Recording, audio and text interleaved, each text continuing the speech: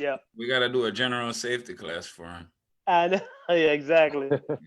Exactly. See, you guys got a brotherhood now, so mentor, you got to make sure that you're taking care of yourself because your brothers would have been concerned about you.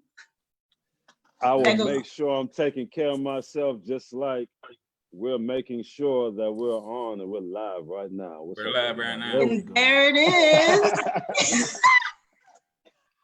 Everyone, to another session of That's What He Said. This Gentleman's Forum is dedicated to uncovering the thoughts of our wonderful, amazing Black men through transparency and vulnerability.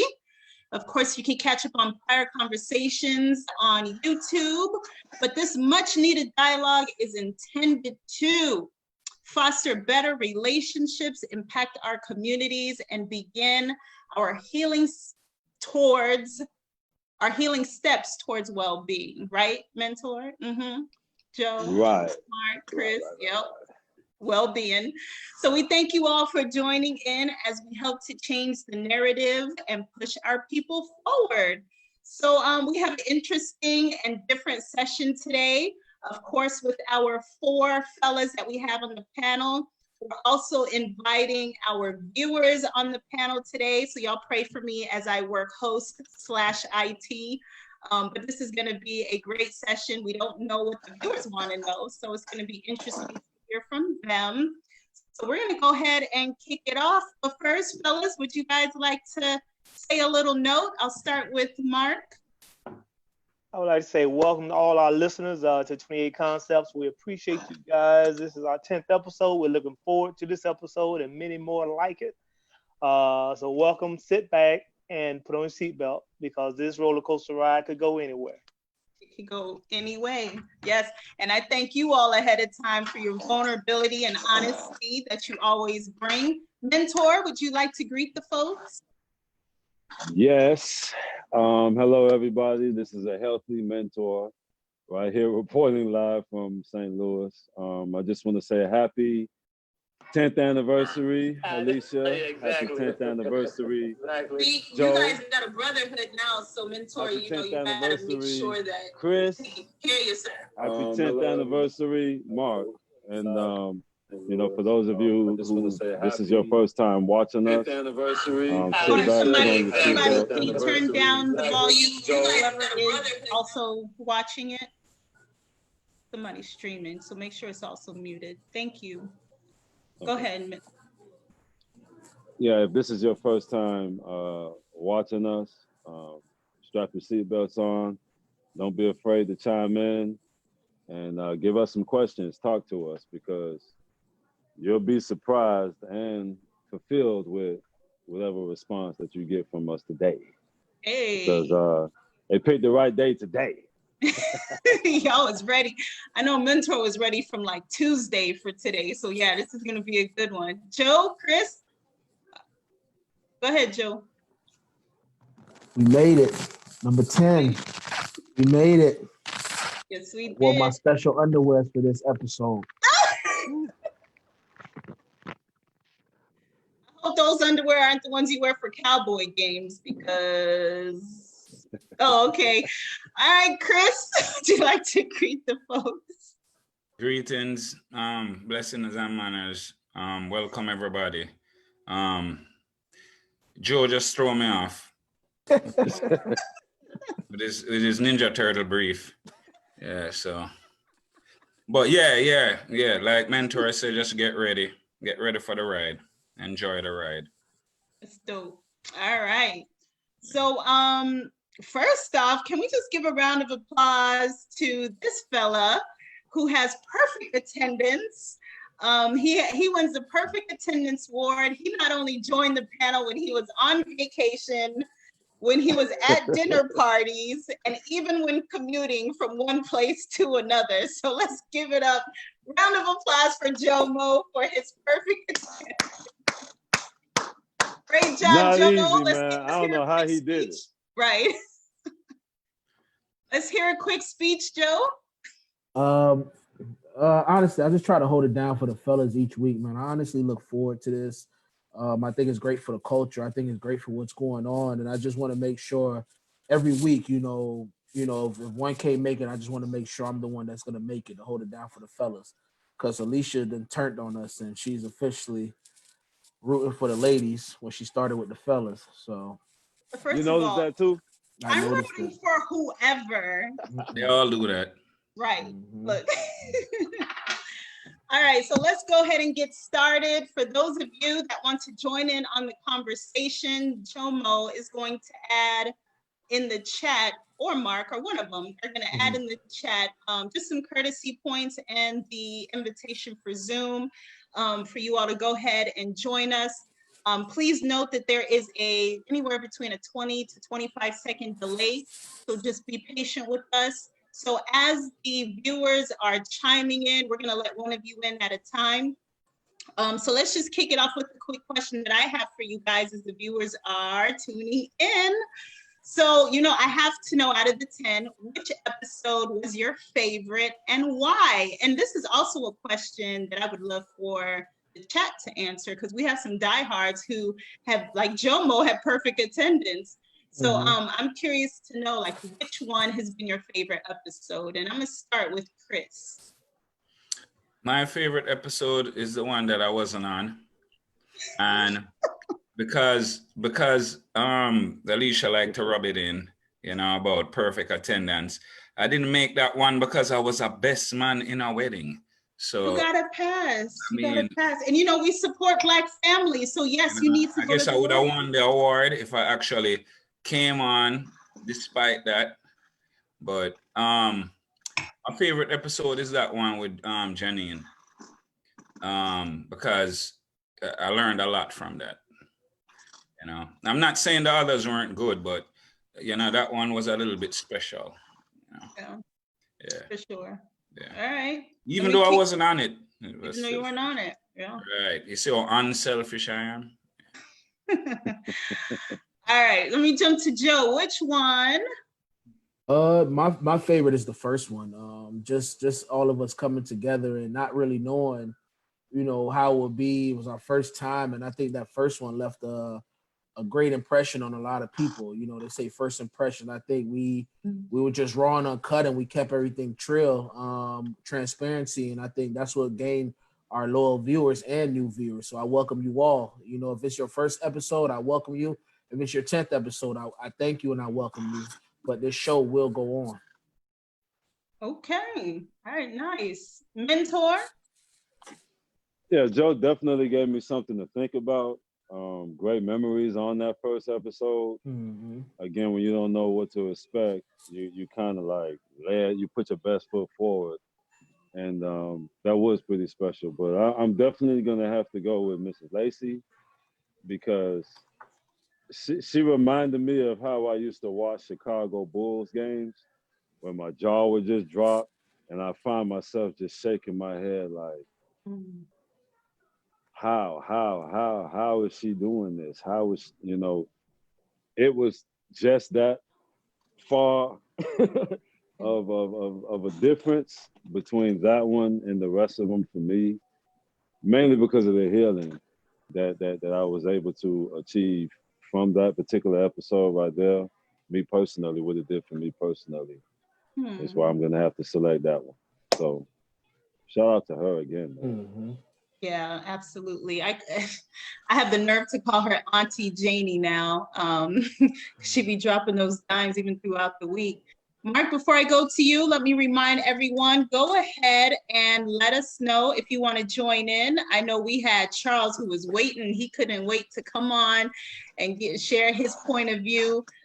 So go ahead and join in on the Zoom, and we'll allow you into the panel. But Mark, which one was your favorite session so far? You're muted.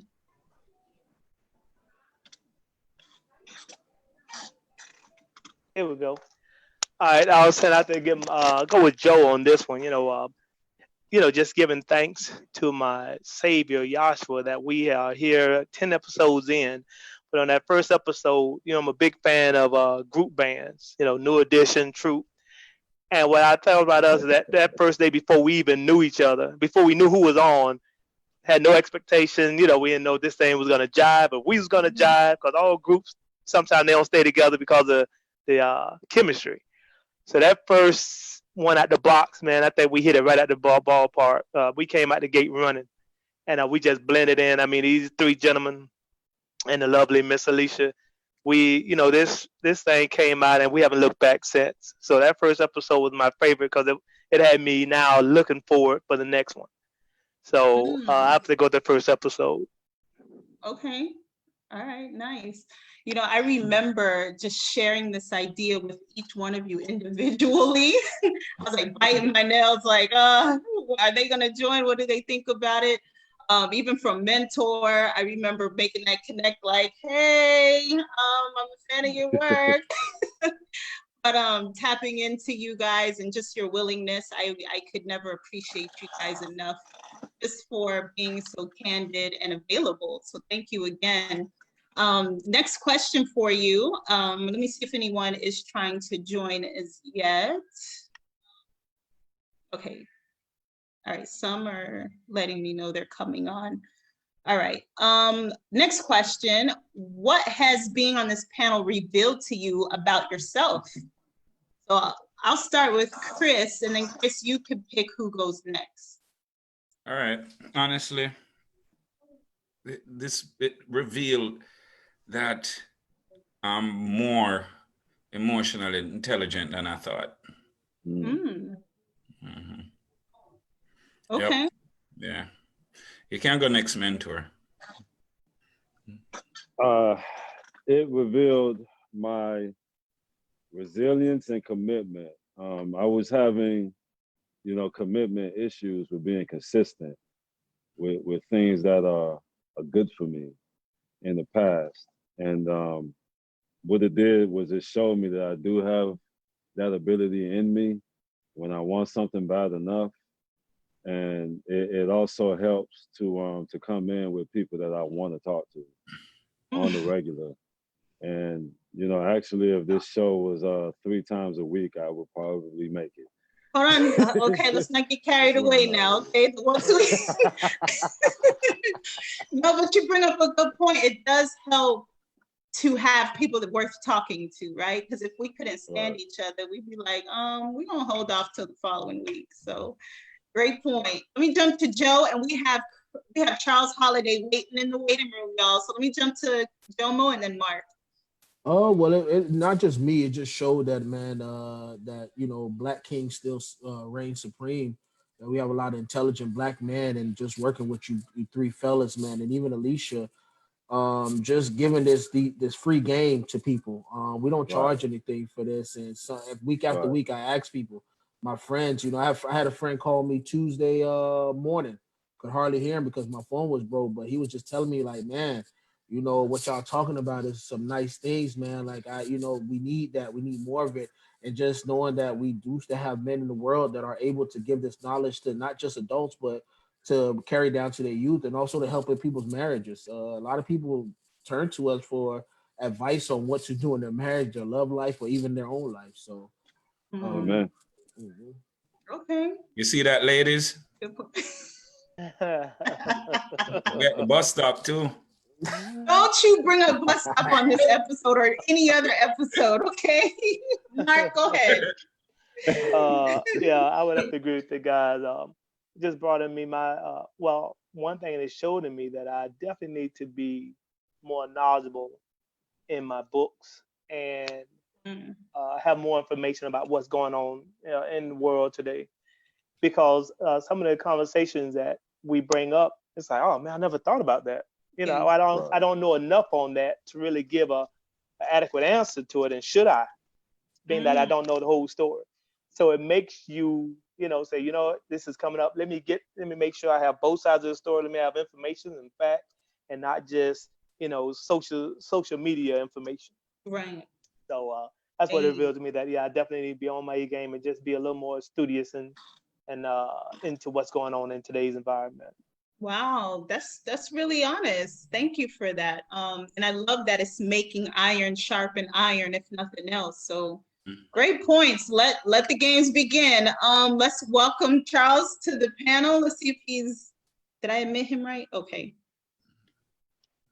Hi, Charles. Brap, brap. It's connecting. There we go. Hi, Charles. Greetings.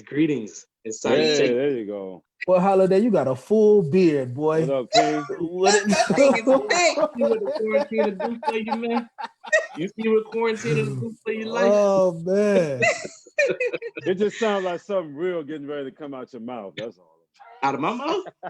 Yeah. Oh yeah, that's why I put the glasses on. Make sure I can see what's going on. Now, well, So first, Charles, introduce yourself. okay, cool. Well, I kind of said it, but Well, I appreciate it. Well, my name is Charles, but everybody call me Holiday or C, or various other things, but that's neither here nor there. I do want to say, AKA Yoski. AKA Yoski, absolutely. I do want to say I appreciate you guys, man, inviting me to the panel. I love what y'all are doing, man. Congrats, man. 10th episode. Congrats. Thank you. Yeah, man. Wish y'all Thank many you, more. thank you. Man. I'm definitely a supporter. I'm not a fan because I do believe that fans are fake ninjas. So I'm not a fan, but I definitely am a supporter, man. And I'm gonna continue to support y'all, man. Absolutely, man. Keep progressing, man. This is beautiful. I love it. Oh, thank you, Charles. That's good to know. Appreciate that. Absolutely, Wow. man. We're gonna let you hang out just a little bit, Charles. I have Yanish waiting in the waiting room. Let's go ahead and let her in. Did you have a question for the panel, Charles? Oh yeah, I got a question for the fellas today. Okay. Okay. You want me to go ahead and you say you want me to hold out for a minute? Yeah, let me greet Yan. You marinate on the panel a little bit. We gonna greet Yanish. Absolutely. She's queuing up her audio. Okay. Hey, I do want to say, mentor, man. Hey, I gotta salute you, man. You a beast, man, with the spoken word, kid. You are a beast, sir. Hey, man, thank you, my brother, man. I like the way you use the word supporters instead of fans, because Absolutely. I'm actually going to highlight that a little bit later. I'm not going to give too much of what's going on, but I'm definitely appreciate the appreciation, because it's in spoken Especially- word, a lot of times what we do is for free, a lot of times. So it got to come from the absolutely. heart. Yeah. No, I'm a fan. I'm a fan of the art, man. So I salute it, man. Absolutely, man. You put the words together, man. I love it. That's Thank you, dope. thank you, thank you. So let's So- give a warm welcome to Yanish. Hi, Yanish. Would you like to greet everyone and tell us where you're joining us from? Hello, everyone. Hello. Yanish, greetings. nice to meet you guys. Thank you again. I'm just gonna reiterate how thankful I am that you guys are here together, showing vulnerability and realness. I love it. Alicia, shout out to, being the engineer and conductor in this and bringing these amazing men together. I'm shouting you guys out from Miami, in my bedroom, or my office space, I guess. This is more the office space. 305. Thank you, Yan. We appreciate you joining and the love and support that you've shown us. Do you have any kind of questions or comments for the panel? Sure. So I feel like this season, you guys we've kind of dissected everything. I mean, as in, I'm in the chat like, oh my gosh, so just wondering, we've dissected relationships a lot and what you guys would like to see in your counterpart. So one of the questions that I have is, what is your superpower? Like, what do you feel is your superpower that you bring to a relationship or to life? Like, what? Yeah, so I would love to hear from each of you. Oh, I like that. All right, let me start with Mark. Mark, what is your superpower? I would say my superpower is compassion and patience. Always growing up in a house of 9 siblings, 2 sisters, 7 brothers, you're gonna learn patience, especially with one bathroom. You're gonna learn patience and sympathy, because having not had a whole lot of everything, you look at others. There's some that's gonna be beneath you, some that's gonna be above you, and you just learn to have sympathy and a lot of understanding towards others. So in my relationship, that's what I think those are my superpowers. Chris? I agree with Mark. Mark could be a hospital. The amount of patience, Mark. Womp womp. My superpower is my light-skinnedness. All right, on the real though, mine is I have a good sense of humor. So even if you don't like me at first, you get to like me after a while. It's just one, right? Right, Yanni? It's just one. Yeah. I mean, we don't have 3 hours, so I guess just one is good. All right, mentor. My superpower in relationships, I will have to say, would be forgiveness.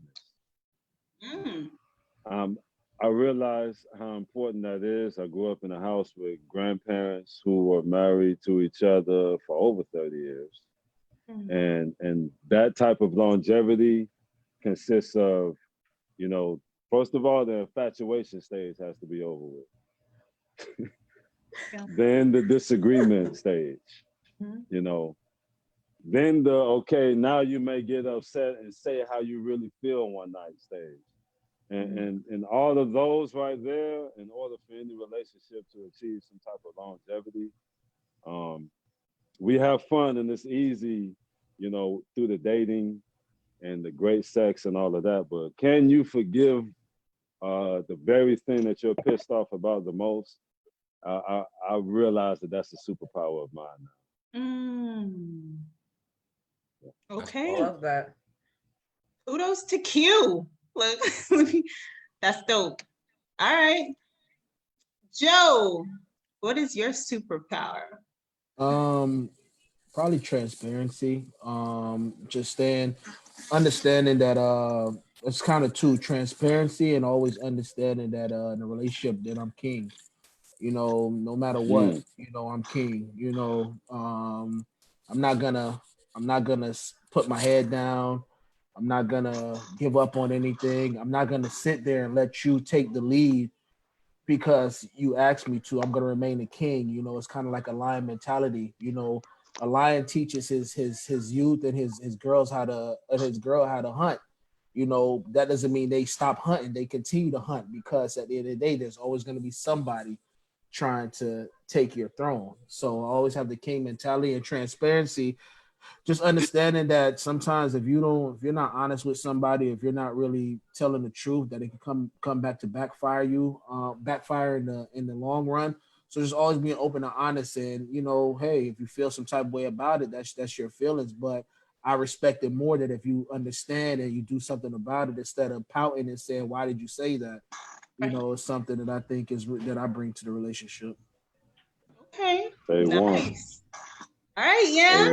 Those are some saucy answers that you got. Great question, by the way. Thank you. They're blowing my mind right now. I love it. Yeah. Right? It's pretty dope. All right. Well, Charles, you guest starring. What's your superpower while you hanging out with us? All right. I would say communication, because I know that's big and I haven't had that in the past. So definitely communication is one. And the other is I'm just big on action. Like, I don't do a lot of talking. I like to show. You know what I mean? A lot of people say a lot of things and they don't hold weight.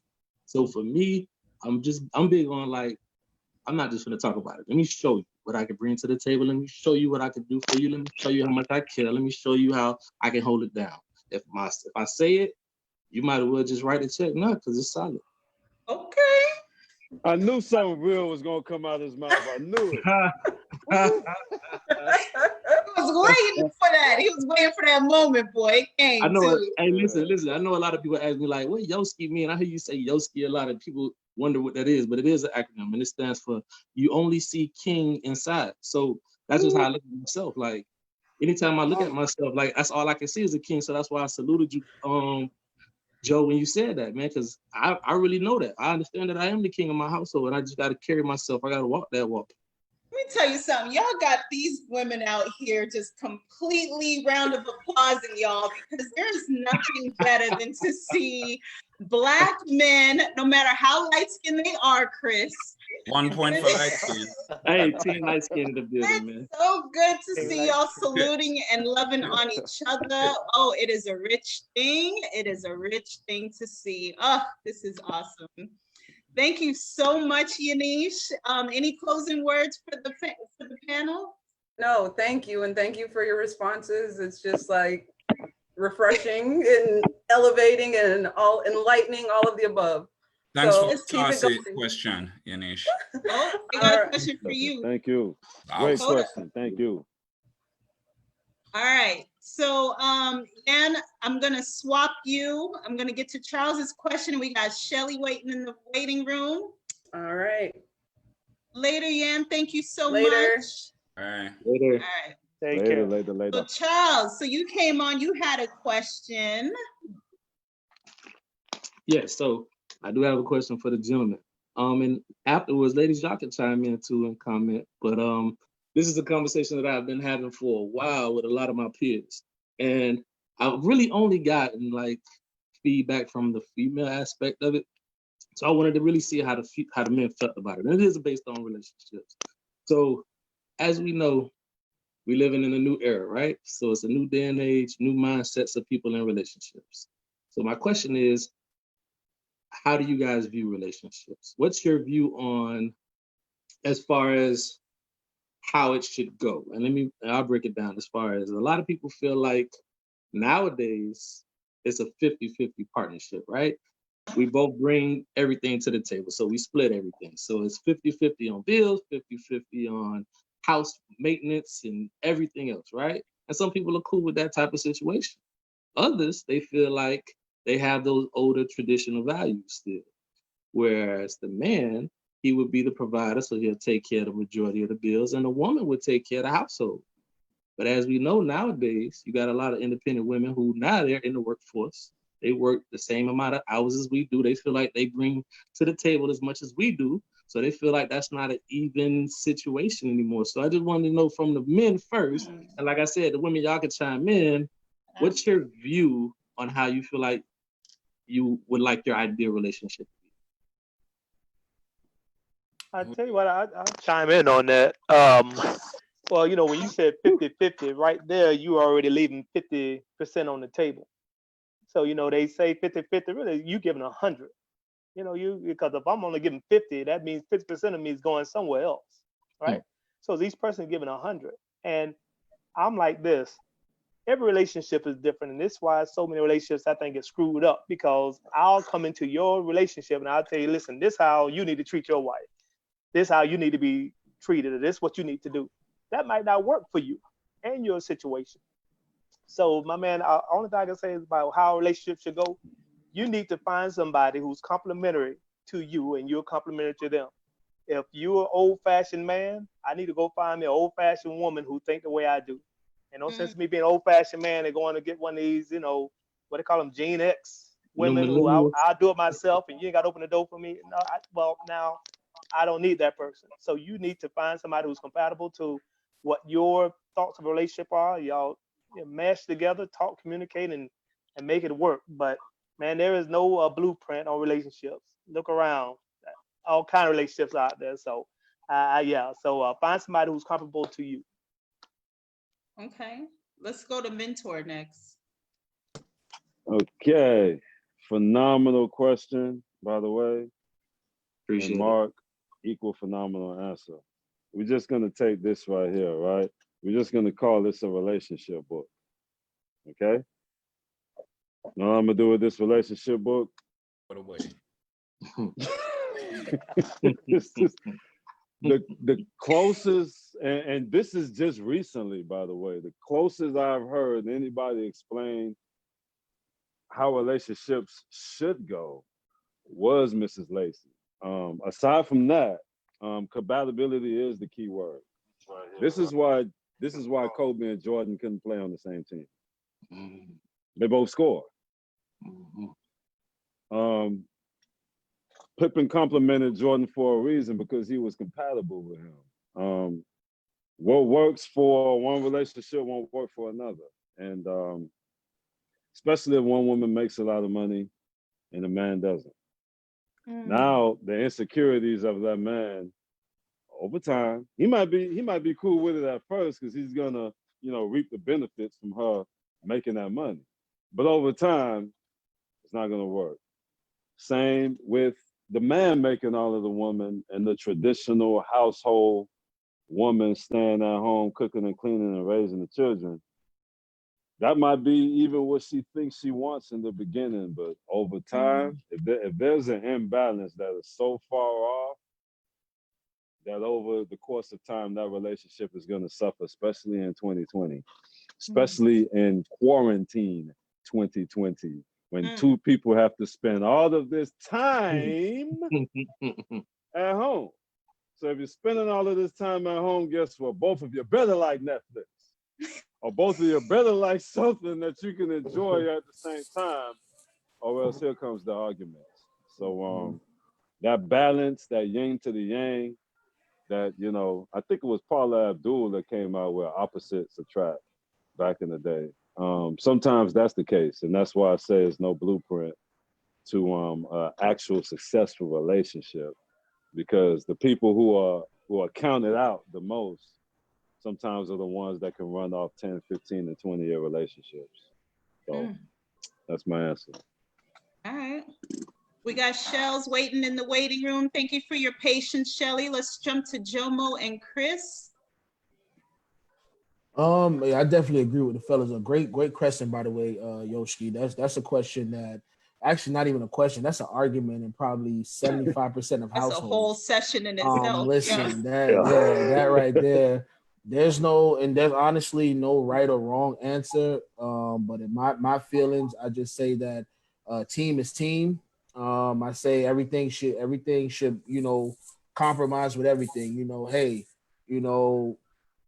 we're gonna make sure this gets done. Like I stated before, a king is gonna be a king, but a queen also has to be a queen.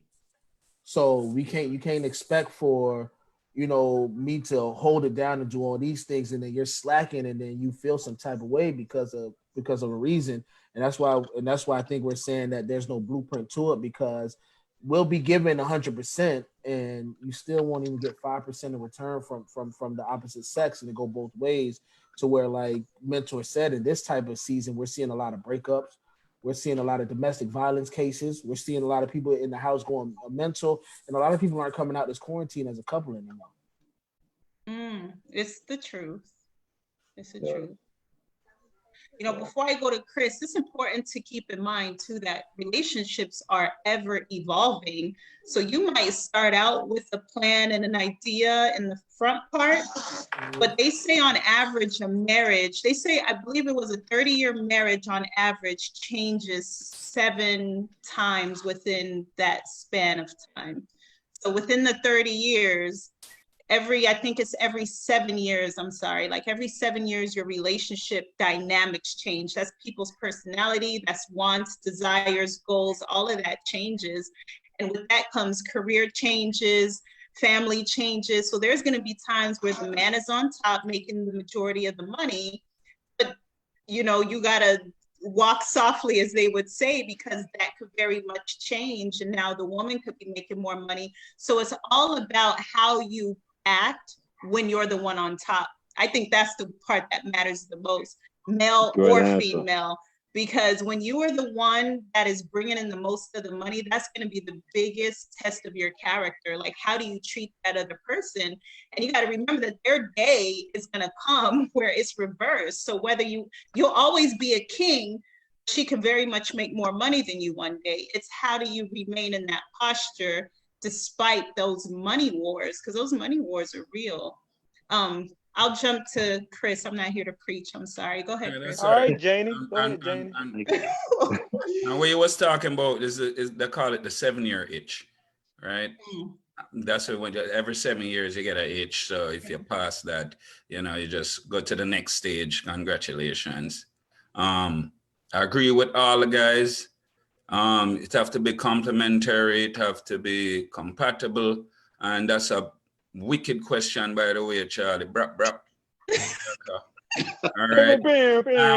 And going to what Alicia said also, you know, Joe said king, queen, and Alicia said, you have to go through all of that stuff. So right now, thanks to your question, Charlie, I'm gonna go three-dimensional. So now for me, my ideal relationship is I have to, we're talking about the inner you now. I have to love your soul. I have to adore your soul, and you have to adore mine. So regardless of what happens outside, all this external stuff, like money, finance, whatever, it could even be my physical body. And I discovered this when I was in the hospital, because I seen a guy lose his legs. And I seen his wife there with him every day, taking care of him. And this is what you call thick and thin. This is what you call unconditional. Everybody is too external, because anything can happen. We're fragile. We're fragile. All right. So anything can happen to us. I can get a scar across my face. I could get something. If you do not adore me for the person who I am inside, then it's not real. It's not real to me. Yeah. Point, Chris. Okay. Fire question, Charles. Can we give a round of applause for Chris? That's the first Jamaican that I ever heard pronounce the H in hospital. Good job, Chris. Do it again. Hospital. Charles, we appreciate you. We loved having you on. Thank you so much for your insight and your question. We are pretty sure we'll see you again in the near future. Much respect, Absolutely. Charles. Blessings. Much No respect. doubt. Man. Absolutely. Thank you again, man. Y'all have a good one, man. Keep grinding. Hope to see you again. Let's up. Most definitely. Of course. You might need to tune back in. If you need to come back on later on in the session, feel free. Oh, say less. Say less. I think of another question. All right. Thank you, Charles. All right, Kings.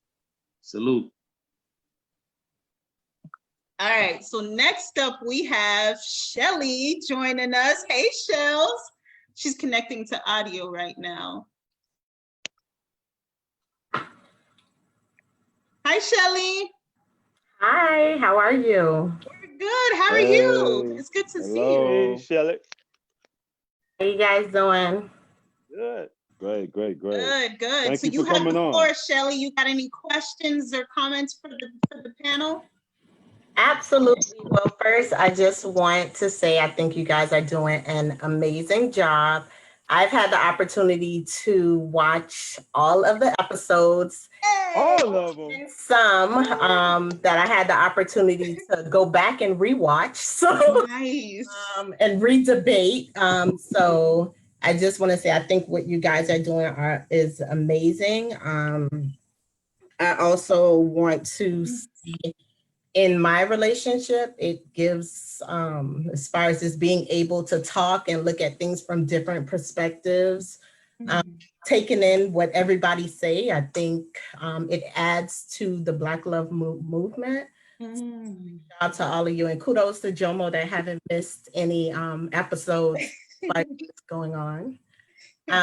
But the question that I have today for the panel is, how do you know when she's worth the fight? I know about different episodes you guys have talked about bringing home to mom and features and what you're looking for and what you don't want. But in instances when you've been in that relationship, how do you know that she's worth the fight? That's a rich one. I'm going to start with Jomo on that one. That was a good one. How do you know she's worth the fight? To be honest, you'll never know, really what someone's worth is, because like Alicia say, people could change in years. So if you're going into a relationship, you have to go in it all in.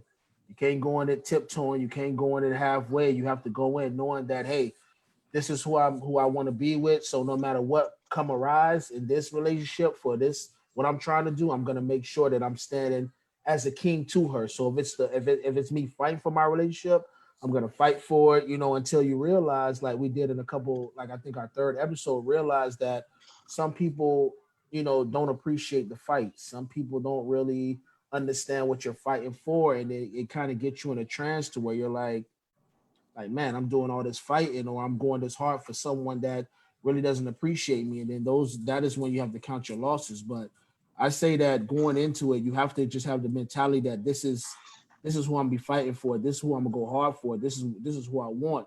And time will tell. Time always tells. Okay. Let me go to Mark next. Right. Well, great question, Shelly. And let me say this: your picture should be hanging up in a dentist's office somewhere, because your smile and your smile and your teeth. I'm like, I need to go brush my teeth or something, because you should be hanging up in a dentist's office. But About to lovely get in smile. trouble. Yeah. Oh, she's sitting right here. She's sitting. He So like no, that. but so so I was thinking about this movie, Queen and Slim, and there's going to be to me, there's going to be something that happens, and I can't say when you're going to know, but when it happens, you're going to be able to. It's going to be something probably so minimal. I'm trying to think of this other movie where the man said if she lets you have the last bite of pie or something like that. It's gonna be something so simple that lets you know that, okay, I'm gonna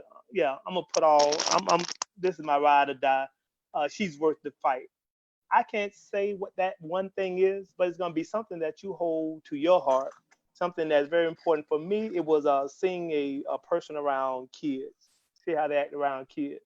If I when I was dating any woman that had kids, if I saw the way she interacted with kids, that to me was just like, okay, yeah, that's somebody who I'll fight for. So I think it's something that's going to be wholehearted to you, that you hold dear, that you see that this person do it without thinking about it is just automatic, So I couldn't say what that is, but I don't know what your standards of a man, what they need to do or what they would do to impress you, what that is. But it's gonna be it's gonna be something that you'll see them do, or they'll act towards you, and you'll know, okay, this person I'm fighting for.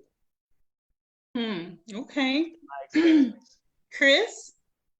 I want to say, Chefs, that's a great question. And I would say this. I would say this. I think you should, going into a relationship at this stage, you should have a little list, whether it's a mental list or what, of deal breakers, right? So you're not ignoring the early signals like when you're younger. Now, after I have that list checked off, it's not very long, right? After I have it checked off, then how I feel about you. If I feel a certain way about you, I'm going full 100. All right. No, nonstop. But I have to feel it. It have to be a vibration. It have to be an energy. It can't just be, your physical attributes, or you have a nice smile, or, stuff like that. But that's what it is for me. So that's what gets you to fight. Yeah, I have to feel it, because sometimes you can't explain it. Yeah. Sometimes you're like, well, I like this person so much. See what I'm saying? So that's what I'm going off. Mentor?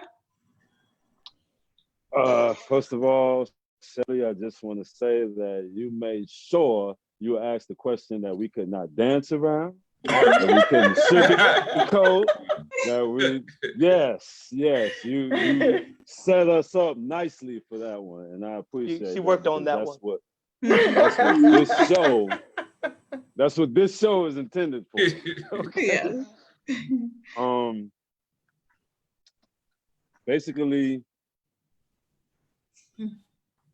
you'll be proud of them, like putting on a pair of shoes on the first day of school. It would be nothing that nobody could tell you. You'll go through phases to where, you're upset with the individual. That didn't work. That didn't get you to throw them away.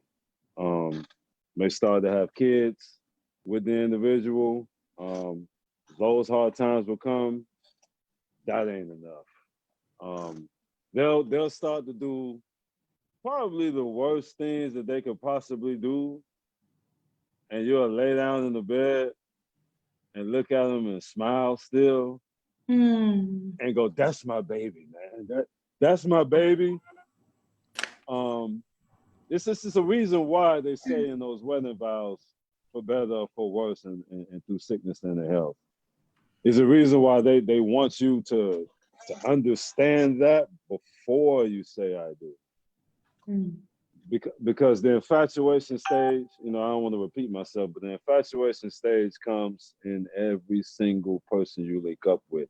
Even with friends, with friendships, there's something called an infatuation stage, yes. But after all of that is subsided, and you realize that they could have done the worst things that they possibly could have done to you, and that ain't enough. And it's like, you're gonna have to kill me. You can't throw me away. You can't discard me. You can't. It's one of those things where, maybe on the outside looking in, it can even come across as toxic. But as long as it's not toxic for you two, for each other, then it's like the John B song. Don't worry about what people think. They don't know about you and me. And yeah. You'll know by surviving way more than your share of hard times. You say, God damn it, this is it.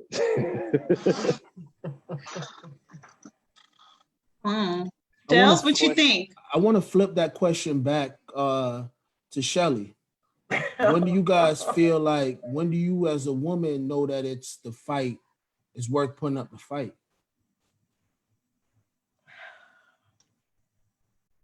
So I prepared for the question to ask you guys. Oh no, Shelly, you gotta come better than that. You gotta come better than that. Let me answer. You got What's showing Glad? You gotta come So better than that. for me, I am a very emotional person. I give my all, and when it comes down to relationships, there's things that I focus on. I have 3 children, so one of the things that moves me, that's one of my love languages, is how you deal with my children. Being able to take me to the next level, being able to teach me, being able to lead me. I want to be led, even if I make my own money, even if I have my own house, cars, if I pay all my bills, I still want you to be able to take me up to a next level. Make me realize I need to do things differently, or just being able to move as a power couple and still invest in me. And my investment doesn't come from money. For me, it comes from your mindset. It comes from how romantic you are, being worth it, being worth the fight. So that's what it would be for me. And it's so funny because Charles' question, I sat here and I thought about it, and I actually took notes as well. And something that stood out, which Mark said, giving your person the last piece of pie. Like for me, I don't want a roommate. I know you guys have mentioned being able to, women having like their own success now and things of that nature. For me, it's just like, I don't want a roommate. I want a person that, if you know what, babe, you got to hold it down right now because we're going to be good. That's what we got to go in doing. So if it's my partner saying, hey, I got all the bills, go back to school. If I'm got my master's and babe, you want to do this, go ahead and do that. I got it. We got it together. And I feel like that's what true partnership is. So no, I don't want you to pay 50% of the bill. If that's the case, I can pay my own bills. Like, I need you to come full force because we're going somewhere together. One vision. Wow. I'm dropping the mic on that one. It's safe to say that Shelly will be back.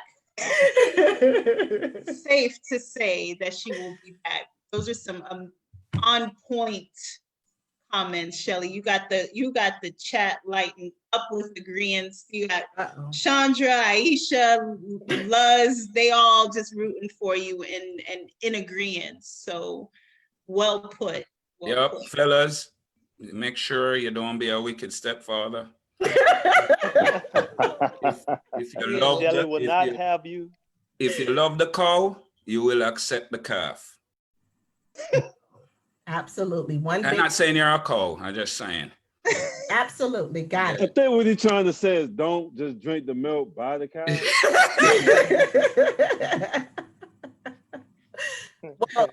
Well, for Chris, it's gonna go all out the window if we're in public and I pass gas. So you know. Oh boy, oh boy. Oh, she's a fan of the show, Chris. She's a fan. You remember my list? You remember my list? It's on there. No, I don't remember your list, Chris. But again, I think you guys are definitely being able to complete what you seeked out to do, which is to reach relationships, Black relationships, young people, just period. I really admire how you guys pour into other people. And I know one of the things is seeing if it's worth your time. And I can truly say that it definitely is. So.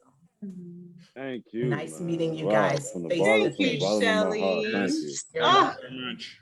you Appreciate are the that, bomb. Shelly. Thank you so much for joining. We loved your Wow. question, and I'm sure we'll be reaching out to you again for a part 2. Thanks for taking No notes, Shelly. problem. Bye, guys. Bye. You guys Later. feel like rock stars. Take care. Hey, these questions hard from the viewer. Very. Yeah, I like Very, Alicia very. questions better. At least we get a head start on them. These questions here. Yeah, yeah. Hard. Oh no, I kind of like y'all stuck. Huh? And I On the kind of like spot. seeing y'all stuck, like not the knowing what challenge. to say. I like the challenge. All right, so next up we have no stranger. You know, she's family on the panel. I see Jomo smiling. Look at Jomo trying not to smile. Okay, Joe, she You coming want in. blushing? That's Damn. my girl What? right here. Look at your dark skin. My girl right here.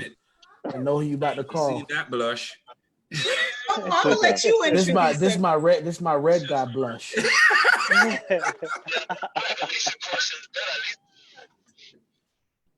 Oh man. Joe, I'm gonna go ahead and let you introduce. Nah, you go ahead. I like Oh, how you you do it. introduce it. Nah, man. I just want the smile to come out. You can't introduce and not smile at the same time. All right, Cassandra, you got us all waiting. I need you to cue up your video. Cue up your video, your audio. We waiting for you. Okay. Can you hear me? I can hear you. We Yes. can All hear right. you. Yeah. Look, y'all excuse my appearance. I'm just finishing a workout, so don't be talking about me today. Can y'all see Yeah. That's too late. We talking about you. Too late. me? Joe, I'm damn near- sweaty and all. Can y'all see me? Hold on. Joe, can you see her? She wants to know. I can see her. Yes. Oh, okay. Why? Joe say right now she the only one on his everybody, screen. fellas.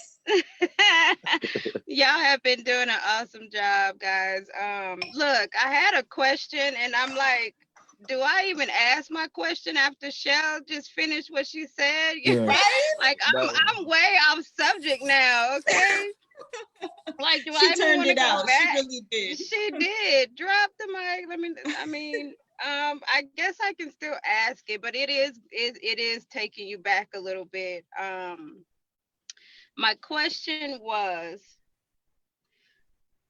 in a relationship, do you see, okay, let me make sure I word this right. Hold on a second. Hold on. I gotta make sure I give it to y'all right. I sent it to Alicia when it came across my mind. Okay.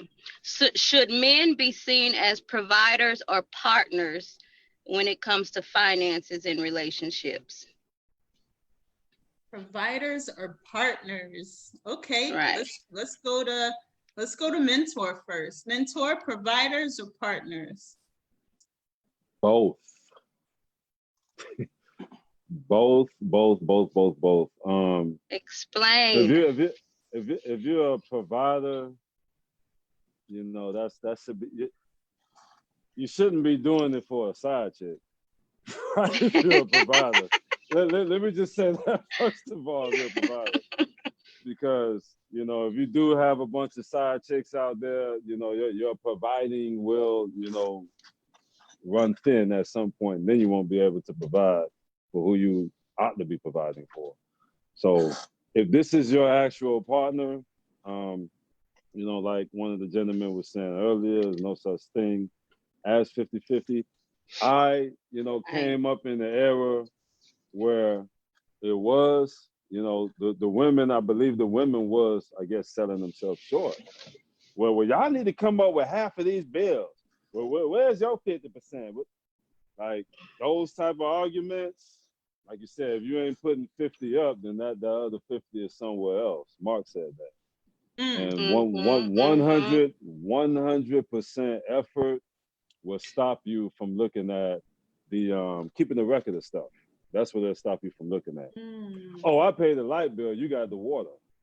Oh, I paid the car note, you need to be kicking in a little bit more on the rent. Oh, so just the 50-50 starts grounds for arguments right then and there. Right. You know, so if everybody's doing both, then we're not keeping a record of nothing. Guess what? Now we're laying in the bed. If I got an ice cream Snicker in my hand, I'm gonna just, while we watching a movie, go like this and let you take a bite of it. And then in return, you might, you know, give me your beef jerky. You know what I'm saying? But we're not keeping a record of anything. Basically, when it's real, it's effortless. I'll stop right there. Who wants to go next? I'll add something to that.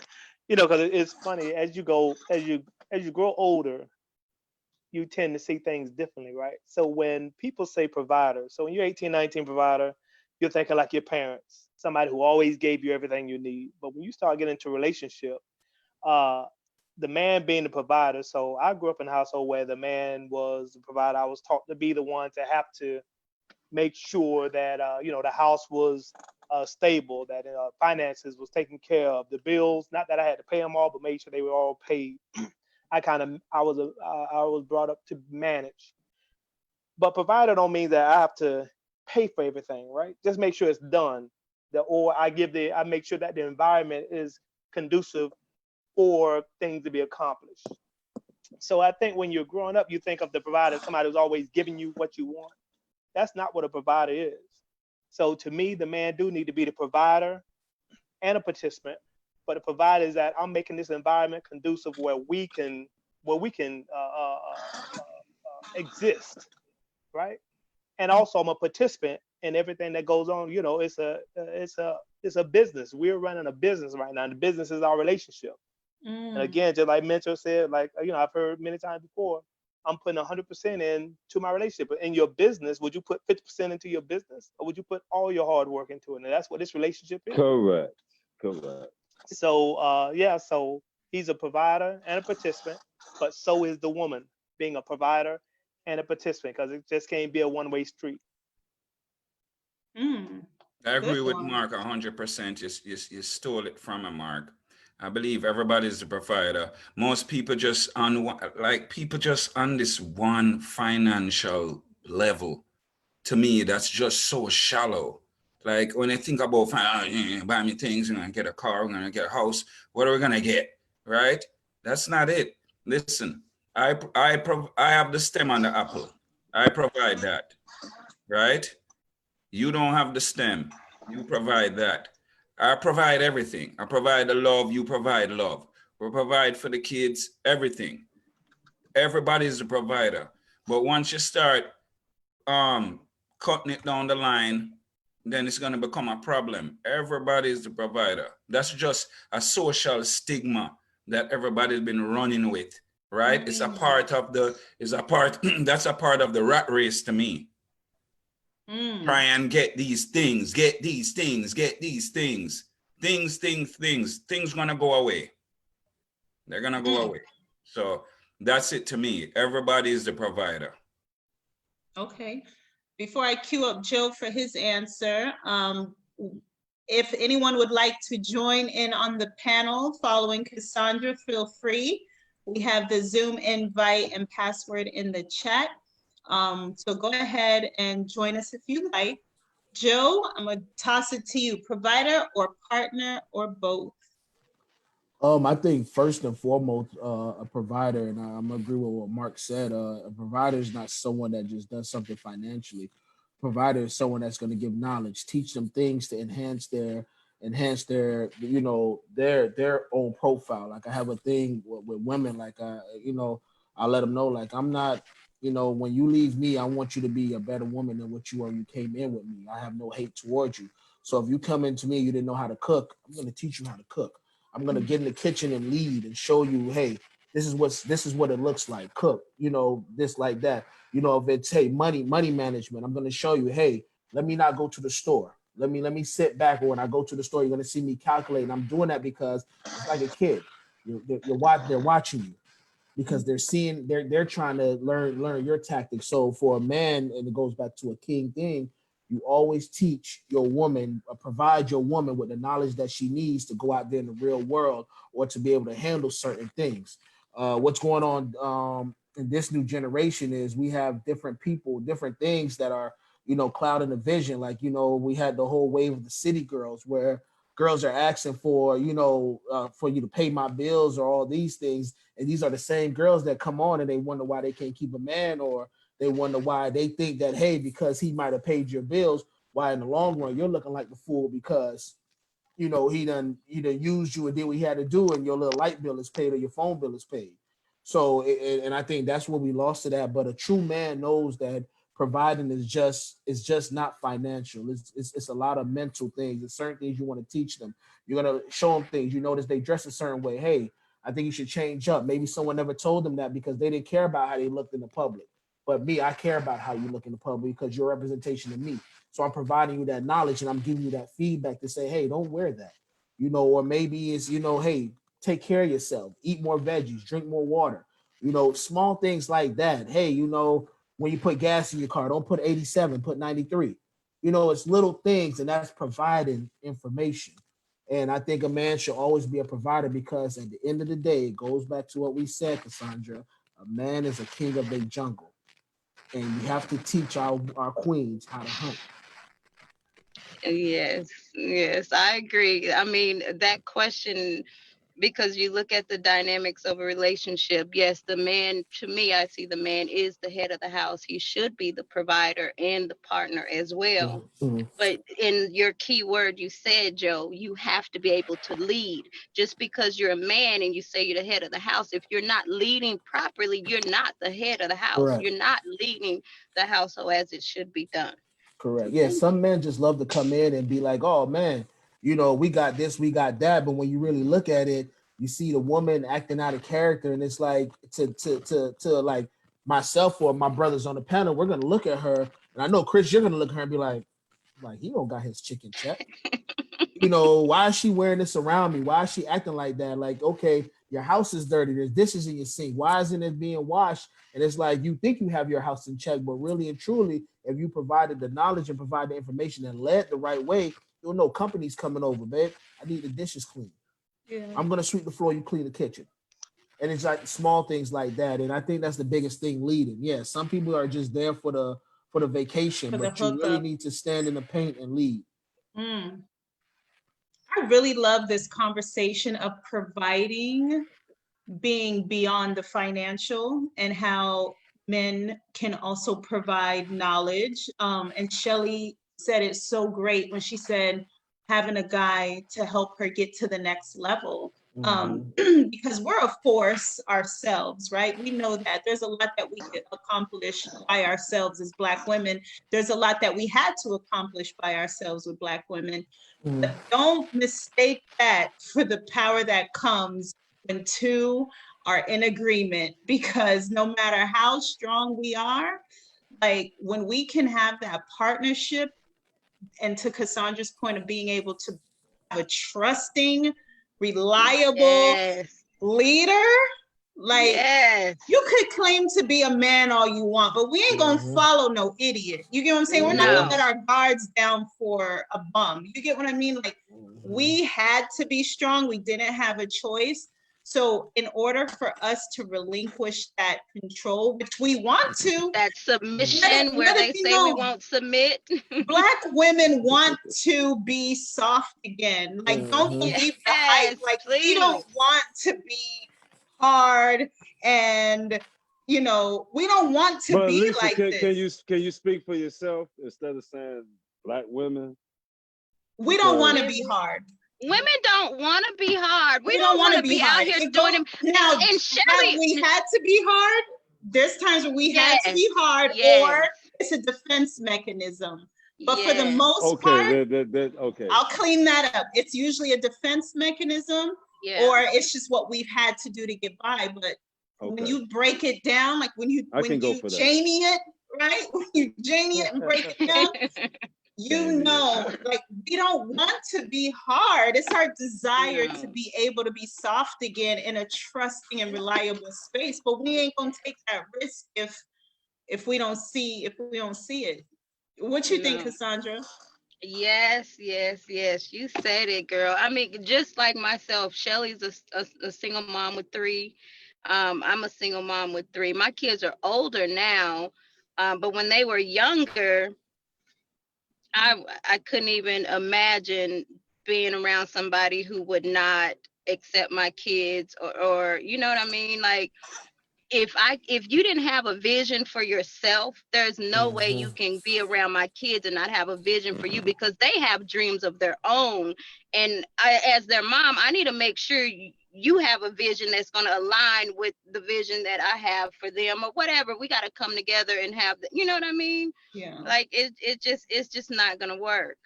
And we don't want to do this by ourselves. That stuff is hard. I almost cussed, y'all. That shit is hard.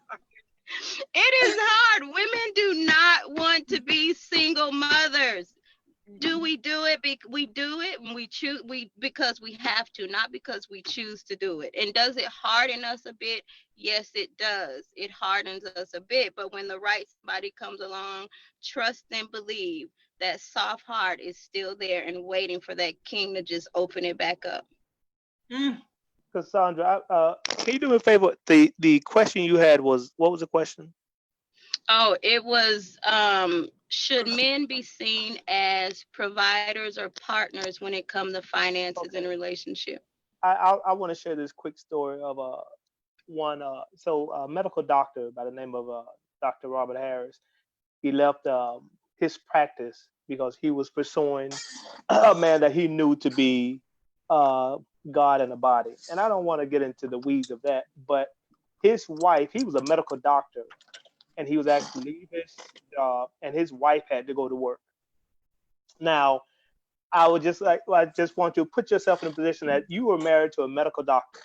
You're married to a medical doctor, you pretty much know that you good to go. After 20 years of marriage, he comes out the profession, and now you have to go to work. So when I talk about, being a provider and being a participant, now how many women, and I'll ask you too, would you have the mindset? Because again, you married a medical. It's almost like marrying someone who just hit the lotto. You know your life is set straight. Yeah. And after so many years, you're like, look, sweetie, I need you to go to work now. Now you're going to be. I'm not making any money. I'm not bringing in anything. Yes, I'm a medical doctor, still got a license, but I'm not bringing anything. Now you have to get off your 20 years of retirement, go out to work. And what he did, and he would always say, he ran the house. In other words, he ran the vacuum cleaner, he ran the dishwasher, he ran the laundry. So he ran the house. So back to what the conversation was about being a provider, they both had to provide an environment for them both to exist. Because the average person would be like, you want me to go to work and you a doctor? I'm out. Pieces, deuces, I'm out.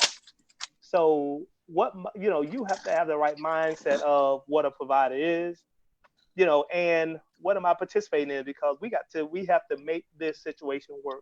That's why, the first question about relationships, it is all depending on who you end up hooking up with and what type of dynamics are you all displaying? Is he going to be this to your kids? That if not, cut them loose. But a lot of times what we'll do, we'll see that they're not, and I think Chris said, whatever, write your list. I think a lot of times we'll see a person not achieving our first 5, but because they did maybe 7 and 8, we'll say, later down the road, they'll get 1 through 5. And when later down the road, they don't do it, then we're surprised and mad and frustrated. I showed you that from day one. So you really have to just put a lot of effort. That's what I go back to Janie. Janie. What is her name? Janie. I know. I go back to Janie and really put some effort into meeting that person, making sure they're fulfilling the things that you want fulfilled. Cassandra Bailey. Yeah, I also have a small short story for you as well. I'm in church. Church is packed, full of Black women, in particular Black women. And the preacher's preaching. He's like maybe 30 minutes into a sermon. Crickets. Couldn't hear anything.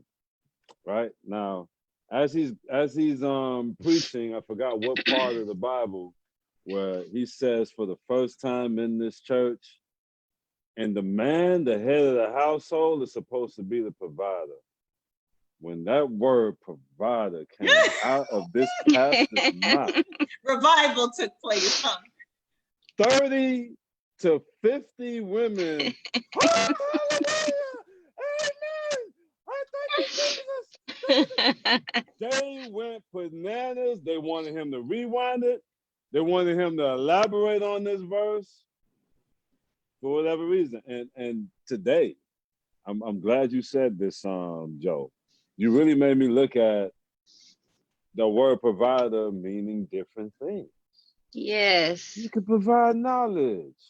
Yes. You can provide discipline towards the kids. You can provide so many different things that money cannot provide. Provide good sex. You know what?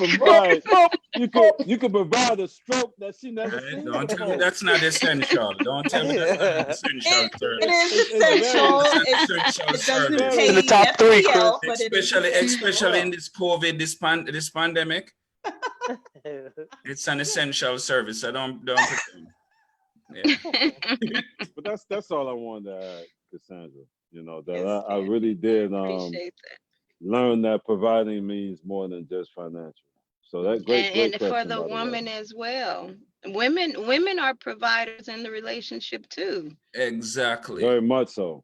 But can I ask for requests, please? Okay, so I understand that providing goes beyond the financial. However, please don't have your working woman come home from work and you're on the PlayStation or whatever game box y'all got. No. That is the ultimate pet peeve.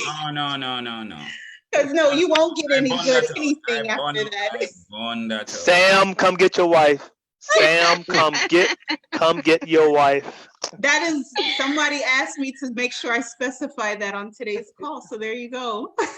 Yeah. Sandra, you got another question or any other comments for them? No, I think I'm gonna let it rest. I'm gonna try and go in here and get myself together. I'm all sweaty, y'all. Look at Joe. Y'all see Joe's face? We feel you, Joe. We feel you, Joe. Oh. Joe, we're gonna have one of those man-to-man talks, boy. Y'all crazy. Sandra, I love you guys. Huh? No, I'm saying, we'll hear from you soon. So. Oh yes, always. Love you guys. Thank you. I'm still listening and watching, by the way. I'm just not here. Okay. All right. Okay, for sure. Later, Cassandra. Thank you. Be safe. Later, guys. Thank you. All right, we got someone waiting in the room. Let's go ahead and let him in. I think you might have company, Chris. You may not be the only light-skinned brother on the panel anymore. Yeah. I think you just got beat out, Chris. There it is. I think Chris just got beat out. Yeah. What's up? How are you? Good. Welcome to the panel. I'm out here running in the dark and shit. I didn't realize I was gonna have a chance to be on this thing. Yeah. I'm like, you really chancing it, huh? You know, that's not safe for us nowadays. I got a blue light on, so they think I'm a cop. Okay. Anyway.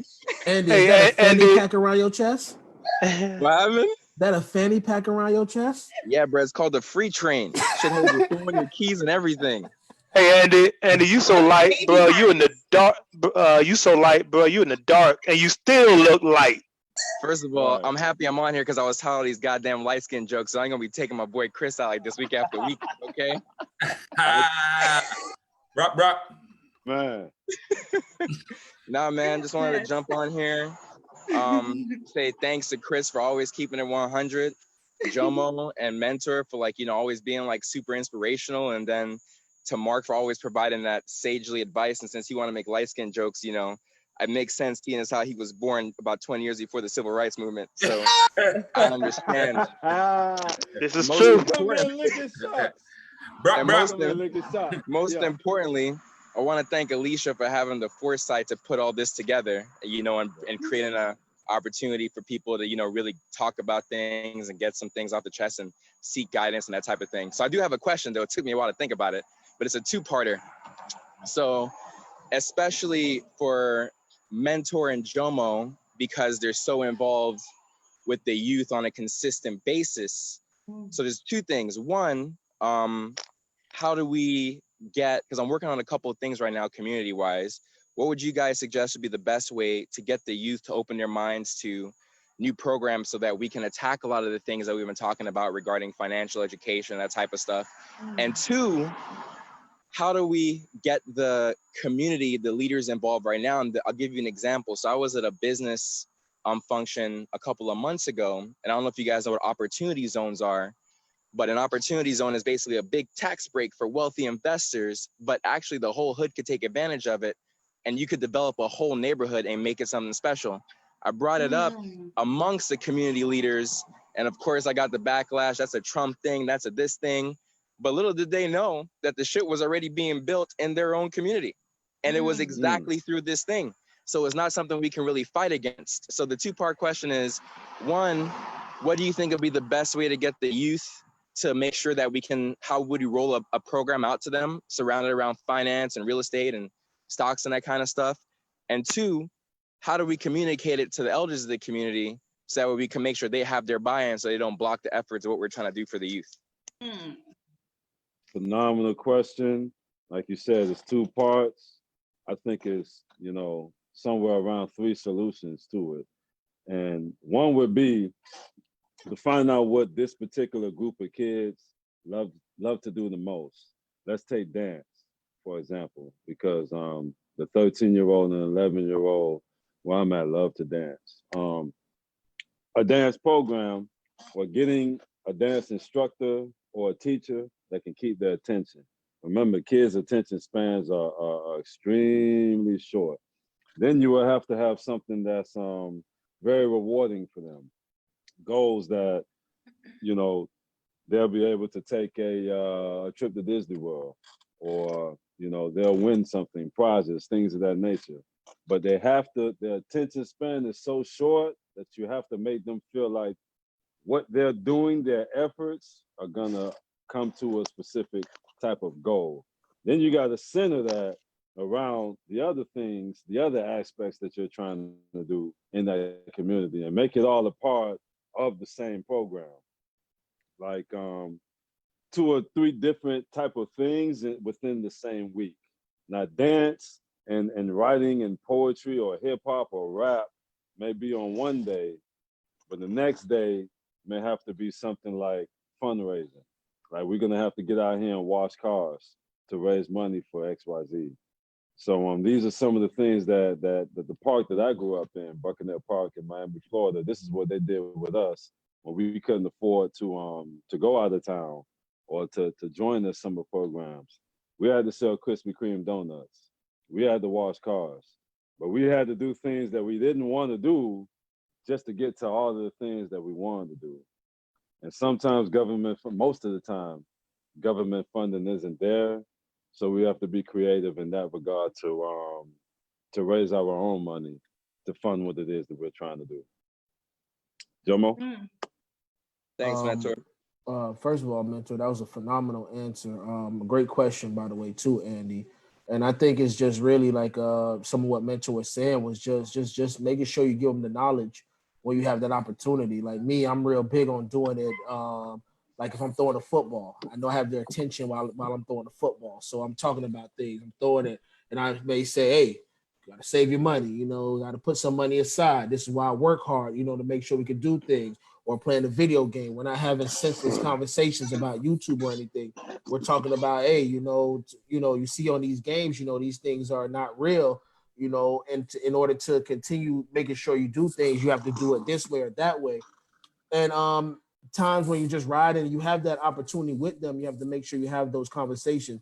See, the thing is, Andy, our community, they're scared of change. They're scared of growth. They're scared of improvement. So they're going to turn down something like that because they don't understand what you're saying, because they're scared of what could happen.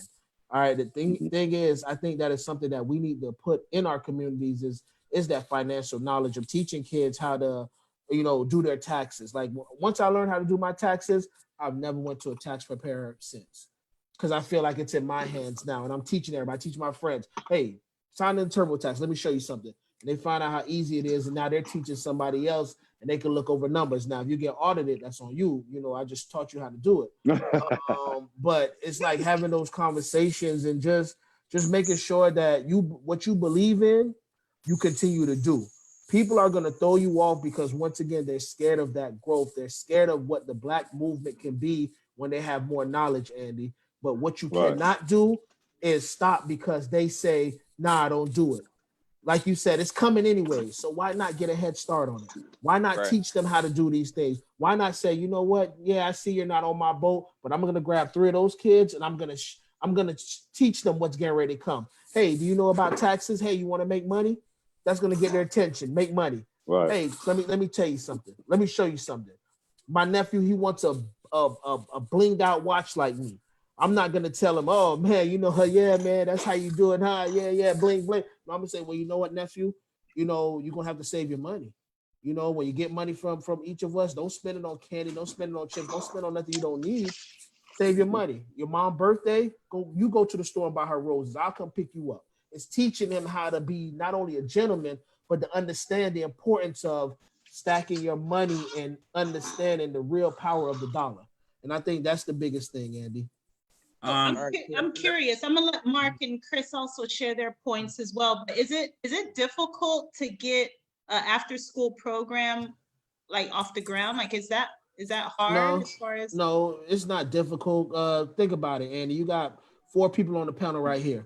4 people probably know 10 kids.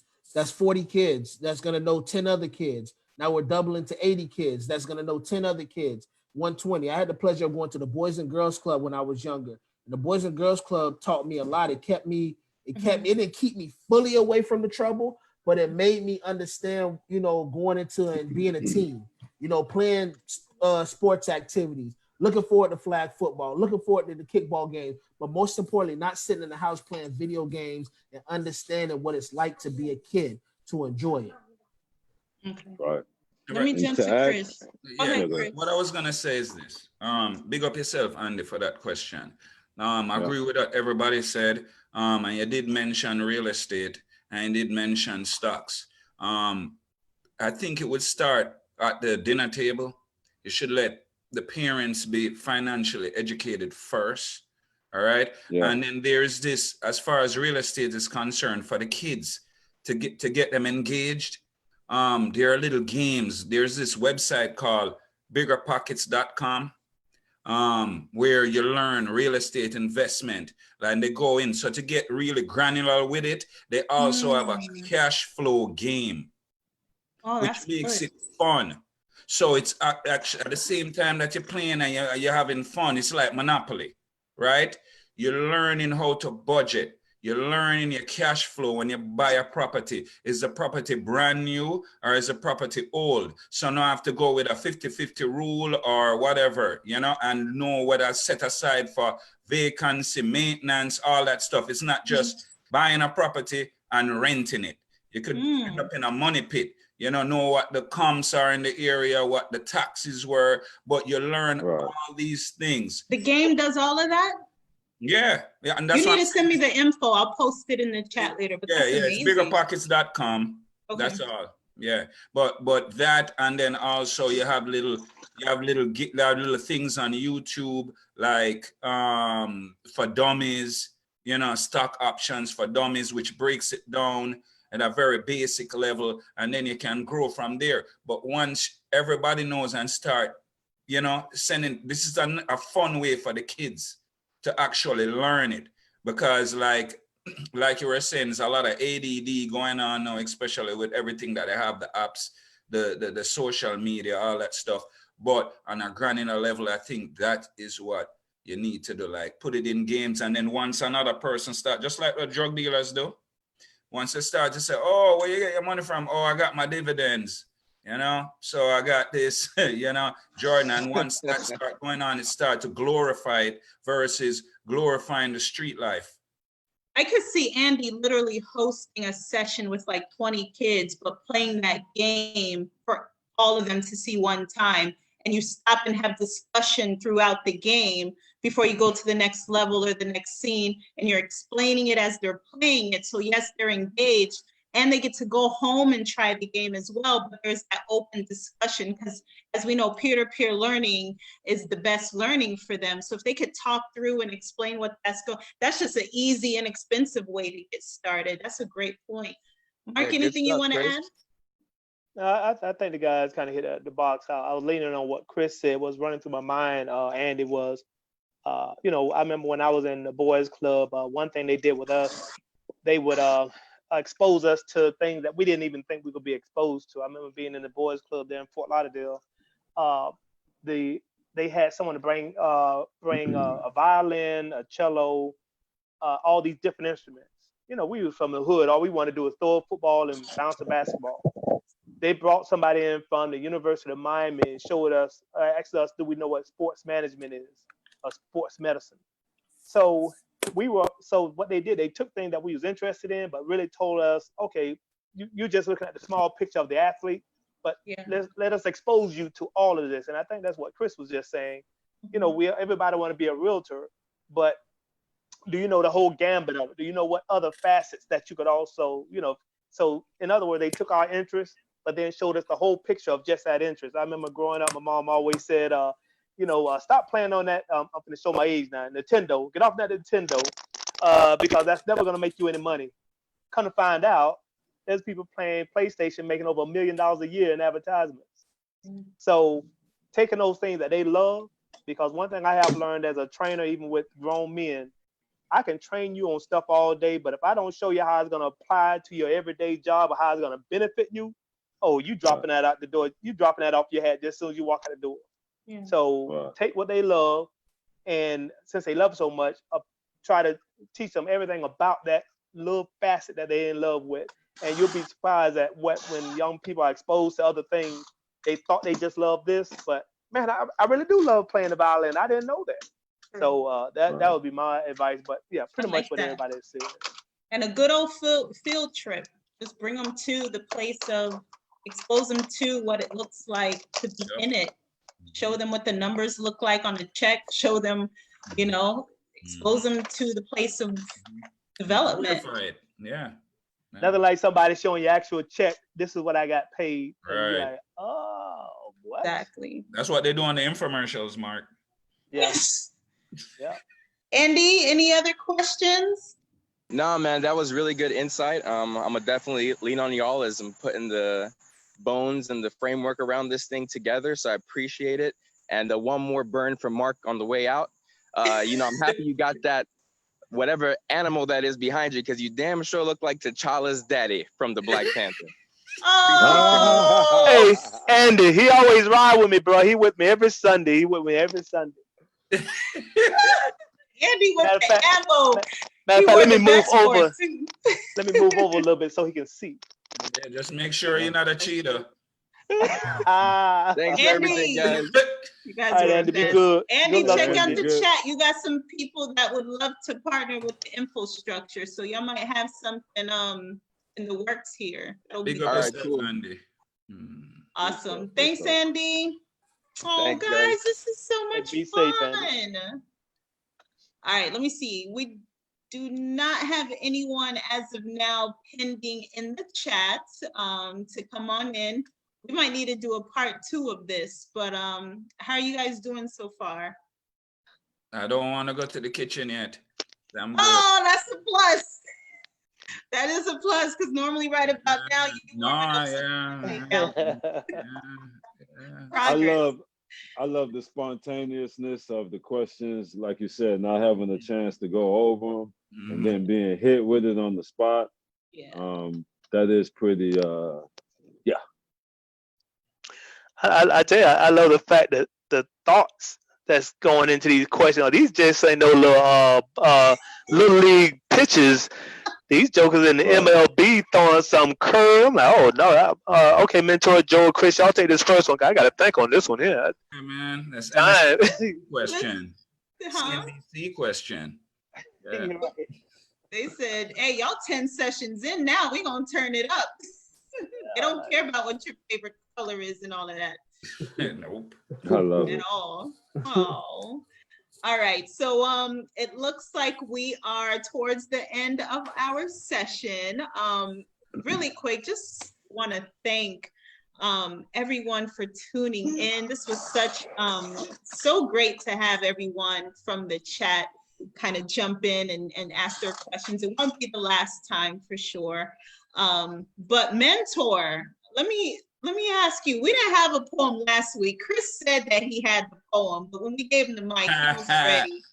So Chris, just you trying to do a poem? Chris was gonna do a Roses Are Red. No, I'm just a wannabe. I'm a wannabe. You got the potential though.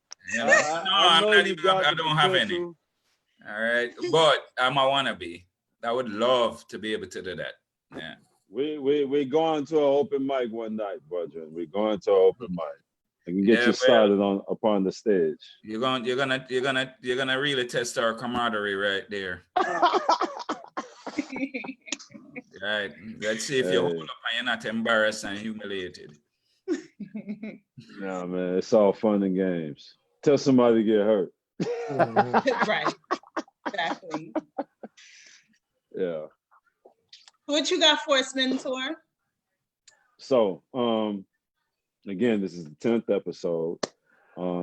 Throughout watching the 10th episode, you know, I'm just sitting here smiling at some of the things being said, a lot of remarks, a lot of quotes. And, you know, for the 10th episode, I did something special. You know, normally I always try to stay within the topic. But this time, this actual poem is called That's What He Said. Okay. Yes, this is the official That's What He Said poem. And it's just a blessing that we've all come to this. And I'm going to do this a little bit slowly. And for anybody who's been following us from episode 1 to now, this is right up your alley. 1 second, Mentor. 1 second. Okay. Alicia, please put on your seatbelt. You're falling on the chair.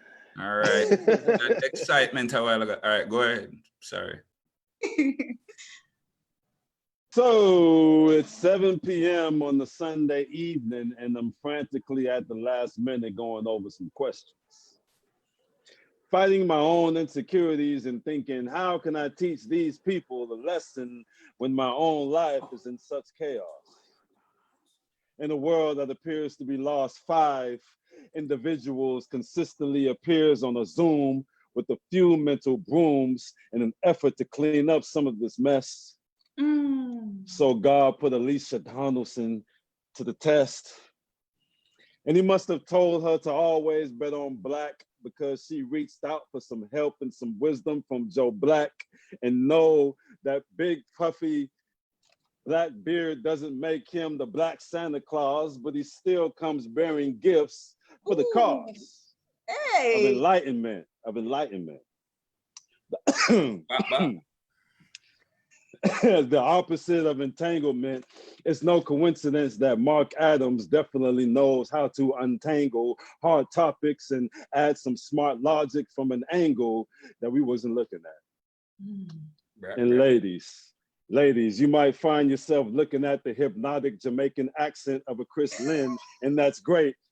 But if you go out in public, you better not pass gas on the dates. Because that's what he said.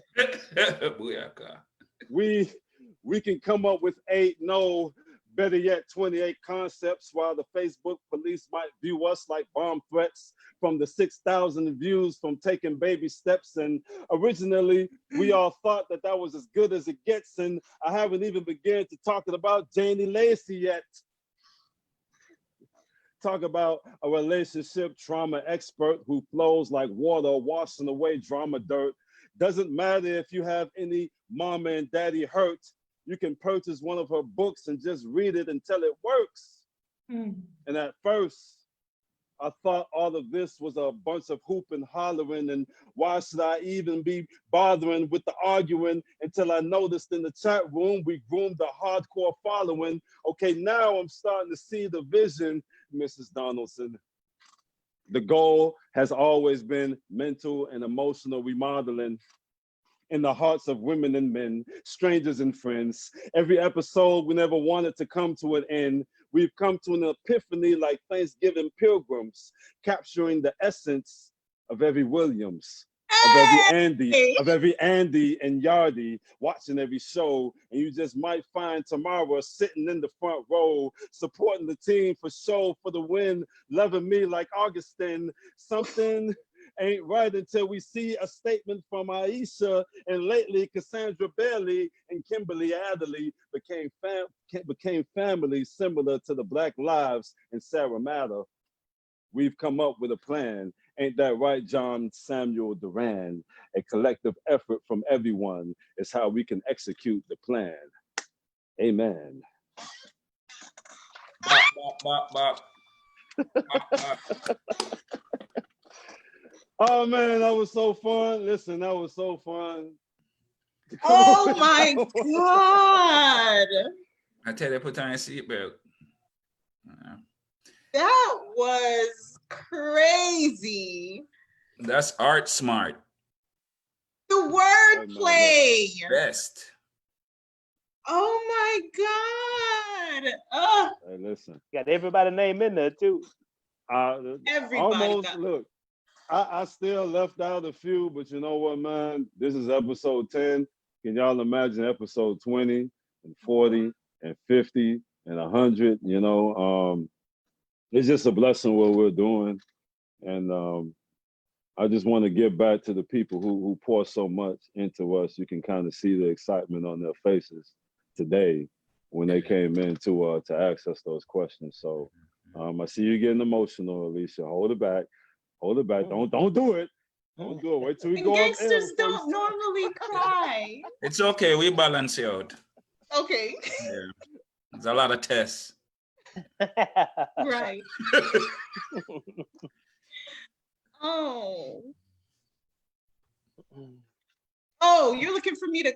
Sorry. Yeah. Yes. You see what you did, mentor? So this was episode 10, and if anything, it was confirmation that we are on a good path. I can't even follow up the arts of mentor, nor will I try. But you know, for the folks that tune in, your insight is just as valuable as everybody on this panel. I love that it's challenging us to be better and want better, and it's really getting us out of that stagnant place of not doing anything and not taking healing seriously. So if anything, I'm thankful for the provoking that this has caused. Right. And it just goes to show that acting on an idea, as something as simple as an idea, you know, you never know what gravitates to you to make it work. So this is all of our congratulations and success. And, you know, I'm just looking, these are the days of humble beginnings. Like, God is a God who does magnificent things at a timing that doesn't seem right for anybody else but him. So I'm Right. just looking forward to him making the impossible possible. And I'm taking y'all with me, All right. wherever that is, even if it's just to episode 11. I'm taking y'all. I wasn't prepared for a speech, obviously, but thanks, guys. That was dope. Episode Folks 10. in the chat, Good I work, hope good that, work. yeah, that was something. That was better than money. Huge shout out Yeah, to I everybody appreciate that came in and dropped gems on us. Suppose today. Mentor was at the bus for real. stop. You think about that? Mentor was just at the airport on a 2-hour delay. What is wrong? What is wrong with him in this bus stop? You would have missed your blessings. Exactly. Thank you, Joe. Break it down. Missed your blessings. Anyway, to the folks in the chat and tuning in, thank you so much. Special thanks to the live viewers. You definitely brought this, made it bigger than it was. So if you're viewing this on a replay, we thank you for viewing, but you missed out on this live episode. I ain't even gonna lie. But until the next next one, though. week, huh?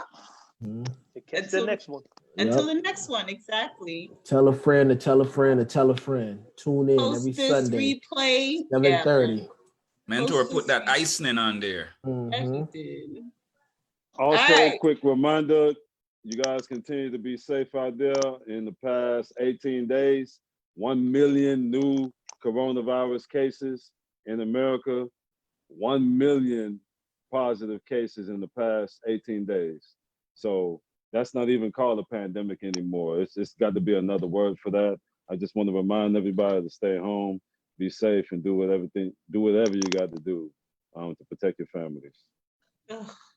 Thank you for that, Mentor. To everyone, have a great night. We'll see you next week.